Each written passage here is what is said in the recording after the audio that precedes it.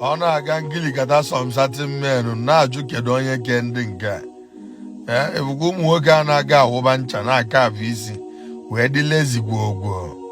wee jụ na ọ nwere ebe ya na-alụ na va marago mma nwaanyị a na-ebutela ya nri ị na-ekwebi ya nkwa baby eventually someday it go happen ịnọkata ịgwa nwaanyị ya send ala sọb na nwe mgbada na-edeghị at your age ka ị ka na-akụgheli ụfọdụ ụmụ nwoke na-ezuzukwa ezuo ọkwa na ịbụ nwaanyị gị na nwoke dị otu a naghị debe ha na mgbada ya kwụ ụgwọ ya chọrọ ịbọ ya alụ nyekwa onye asịsị asị